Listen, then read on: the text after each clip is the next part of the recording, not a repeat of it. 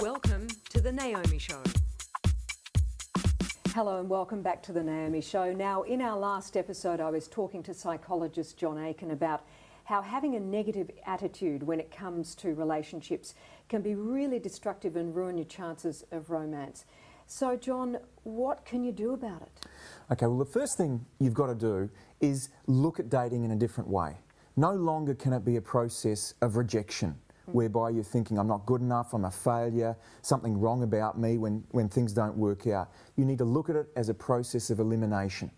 So you're in it, you're trying to sift through the bad ones to get to the good one. And you want to sort of forget about the past as well. You don't want to be dwelling on that where there has been some rejection, perhaps. Absolutely. So you do need to keep in mind it. And it's like the whole idea around clothes when you're shopping for clothes. You know, if you're trying on an outfit and it doesn't fit, you don't try and make it fit, you put it back. Although sometimes you do, but that's a whole other yeah, true enough. But often it just ends up never being quite right. Yeah, it's true. So rather than going down that path, look at it in terms of clothes, you put it back on the rack, you go to the next store. It's not personal.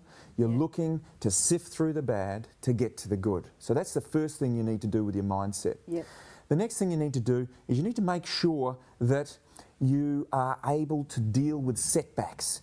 And by using key questions that lift you up. Okay. For instance, if you have a negative experience on a date, rather than saying I'm not good enough, there's something wrong with me, you want to stop and say, how can I look at this differently? If this isn't about me, why did this not work out? What was it about them that wasn't quite right? Or a classic one, which is really good, what advice would I give my best friend if they were thinking this way right now? And what it does is it allows you to step back and just to reframe that setback, that dating experience, so you don't beat yourself up so much. And you're not taking it as personally either. Not taking it as personally. Then what you need to do is also, you mentioned it before, let go of the past completely. Do not be hung up on the past. So you need to make sure any of those past experiences that you've had, that you've got pain about, that you've processed them. So look at them. And if you've got any hanging on behaviours that are still going on, so if you're still pining after this person, looking through photographs, going to the clubs and the bars, that's going to hold you back. So make sure you're free of the past with your mindset and that you're open and available. And then what you do is you start looking at, okay, how do I deal with people that ask me about my love life? And come up with some key positive phrases that you can use. This is a tough one, though, yeah, isn't it it? is. Because people can really put you on the spot if you're single, and I know this personally. Oh, yeah, and it's so easy to get into it. Some of the things people can say is like, so why are you still single? Or I thought you'd be married with children by now. Or what's wrong with you?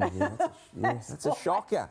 That's a ripper, isn't it? Men seem to favour that one. But you feel embarrassed, and what happens is that single people feel defensive. Absolutely, and of course this will typically come up at baby showers or engagement parties or weddings. And no wonder people get a negative attitude and then want to avoid these social situations. Yeah, and you don't want to do that. What you want to do is have a key phrase or two that you constantly roll out that maintains your positivity, even though these questions are making you feel a little bit on the back foot. So it might be, I'm waiting to find someone who inspires me, or I'm totally available, but I'm also selective. And I'm waiting for that right person to come along. Giving yourself something that says to the world when they ask you about your love life, I'm positive, I'm available, and I know exactly what I'm looking for. Yes. That's really important. Then you get the, oh, but you're too picky.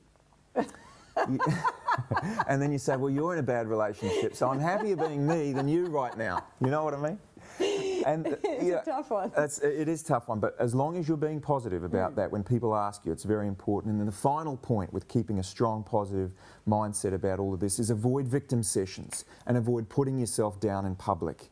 And what I mean by victim sessions is often you can collect yourself and your other single friends, you get together and you say, right, let's talk about how bad our night was last night and what terrible men were out there. The pickings are slim right now. And are we ever going to find a relationship? I don't think so. I'm going to be single all my life. And what happens is you get this victim mentality going on. Stop that. You do not want to be catching up with friends and talking in that way. Celebrate being single, celebrate the hope that you've got someone that's going to come into your life, and always be positive about it, rather than getting into that negative and hopeless mindset. Now, changing your attitude from negative to positive is a work in progress, isn't it? So you may take a couple of steps forward and then a couple back, right? So that's okay.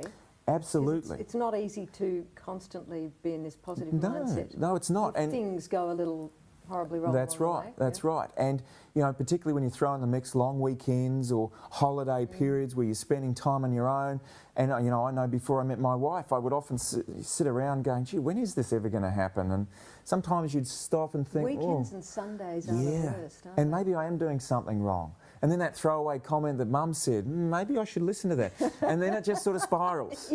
And rather than letting that happen, just keep in mind and use some of these key questions, and reminding yourself of the positives. Why am I good at relationships? How can I look at this differently?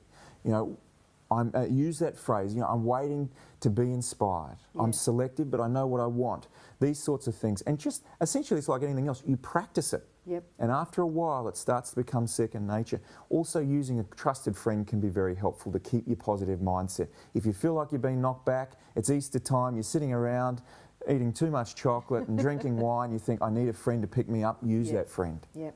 Great advice, John. Thank you so much. And if you want to delve into this subject a little bit more, which I'd really suggest if you have any problems and you're still single, is Accidentally Single. John has written it. It's the 15 mistakes that ruin romance and how to avoid them. You can get it at good bookstores. So thank you so much, John. Really appreciate that. Great advice. And we'll see you next time. Your love life, let's talk about it at naomishow.com.